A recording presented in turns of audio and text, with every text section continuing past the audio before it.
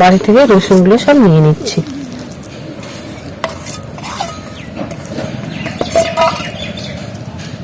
আর এইভাবে চিপে কিন্তু একটু রস বের করে নেব।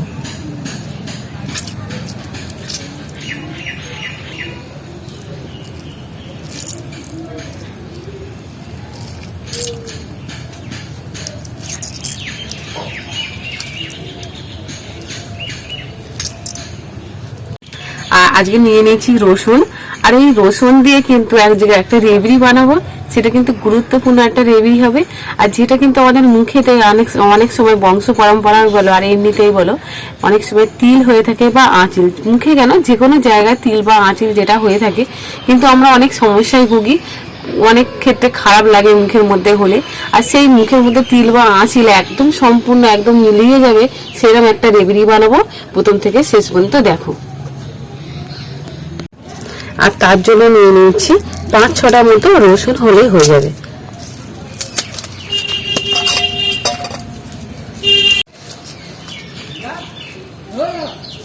মোট এখানে 6টা রসুন নিয়ে নিয়েছি, এই 6টা রসুনই কিন্তু হয়ে যাবে। এবার এই রসুনগুলো খোসাগুলো ছাড়িয়ে নেবো ভালো করে।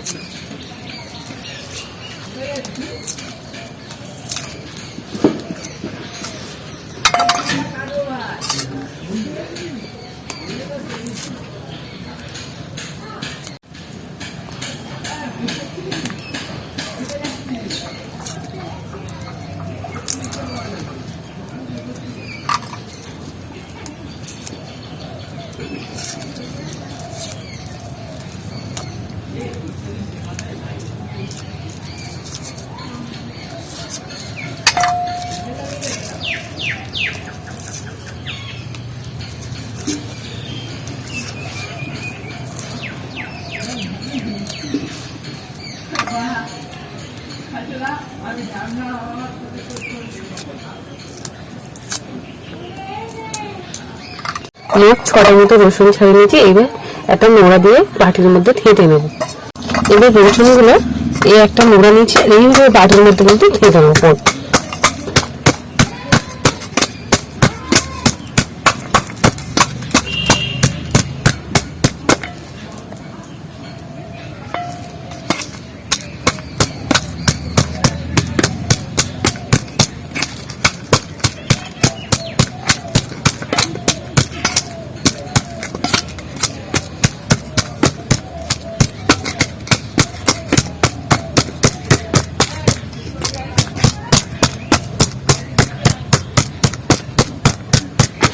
একটু ভালো করে থেঁতে নিতে হবে, না হলে রসুনের রসগুলো তো পড়বে না। তার জন্য একটু ভালো করে থেঁতে নিচ্ছি।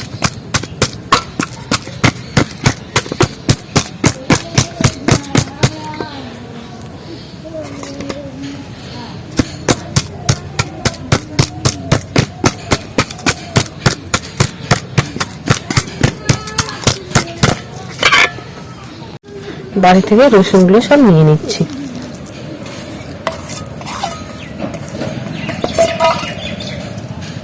আর এইভাবে চিপে কিন্তু একটু রস বের করে নেব।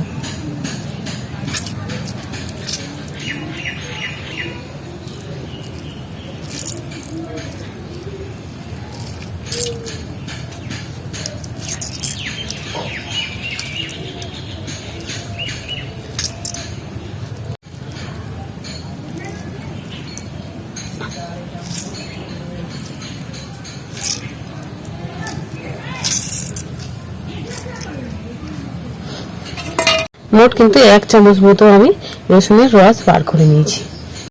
2 মিনিট মতো রেখে দিয়েছি। রসুনের জলগুলো 2 মিনিট মতো রেখে দেবো, যাতে রসুনের গন্ধ বা ঝাঁঝটা চলে যায়। এবার এই বাটির মধ্যে যে রসটা ছিল সেই রসটা কিন্তু নিয়ে নিচ্ছি। আর যেহেতু এটা কাঁচের বাটি কিন্তু আগুনের ধারে ধরলে কিন্তু ফেটে যাবে, তার জন্য এটা নিয়ে নিচ্ছি। আর এটা একটু আর ভাবে রেখে দিচ্ছি। 1 চামচের 4 ভাগের 1 ভাগ দিয়ে দিচ্ছি খাবার সোডা।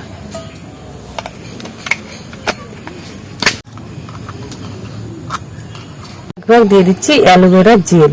আর এই অ্যালোভেরা জেলটা বাড়ির গাছে থাকলেও দিয়ে দিতে পারো। 1 চামচের 4 ভাগের 1 ভাগ দিয়ে দিচ্ছি বরুণ।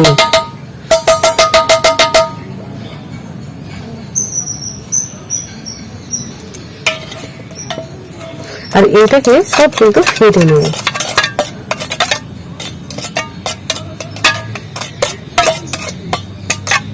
আর বোলিংটা এখানে একটু তেল তেলে খাবে, বোলিংটা গলবে না, তার জন্য কিন্তু একটু এই একটা আগুন একটা প্রদীপের জ্বালিয়ে নিয়েছি প্রদীপটা।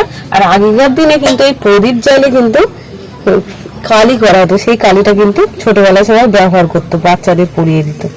আর এতে আজকে কিন্তু এটা গরম করে নিচ্ছি রেবড়িটা। আর এখানে চাইলে কিন্তু মোমবাতিও নিয়ে নিতে পারো, আমার হাতের কাছে মোমবাতিটা ছিল না বলে তাই এটা নিয়ে নিয়েছি। আর এইভাবে কিন্তু একটু ফুটিয়ে নেব।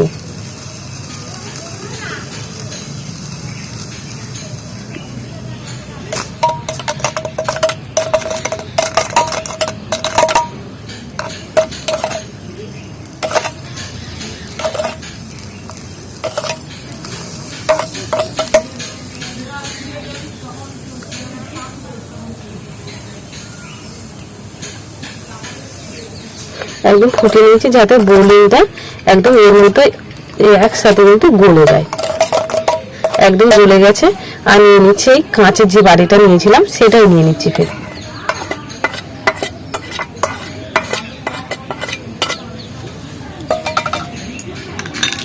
আর এটা কিন্তু ঠান্ডা হওয়ার সাথে সাথে কিন্তু বসে যাবে, ঠান্ডা হয়ে যাবে তবে কিন্তু স্টিলে ব্যবহার করব।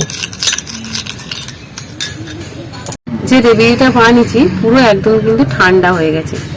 আর যেখানে কিন্তু থাকে আমাদের স্কিনে দাগ বা আঁচিল বা তিল থাকে, সেটা কিন্তু এইভাবে কিন্তু একটু একটু করে দিয়ে দিলে সেখানে কিন্তু একটু যেখানে থাকবে গাছ যেখানে থাকুক এইভাবে দিলে কিন্তু একদম এক সপ্তাহের মধ্যে কিন্তু 1 সপ্তাহ কিংবা 15 দিনের মধ্যে সেই আঁচিল বা তিলগুলো কিন্তু আঁচিলগুলো কিন্তু পড়ে যাবে, তিলগুলো নিজে থেকেই মিলিয়ে যাবে। যে রেবড়িটা বানিয়েছি সেটা কিন্তু এইভাবে যেখানে যেখানে আমাদের আঁচিল বা তিল আছে সেখানে হাতে কিংবা গায়ে এইভাবে কিন্তু আমি মুখটাই শুধু দিয়ে দেখাচ্ছি, এইভাবে কিন্তু লাগিয়ে নেবো। আর কিন্তু এই রেবড়িটা কিন্তু একটু জ্বালা করবে, আর একটু জ্বালা সহ্য করতে পারলে কিন্তু তিল বা কিংবা আঁচিল কিন্তু সহজে কিন্তু সেরে যাবে। আঁচিল সেরে যাবে অর্থাৎ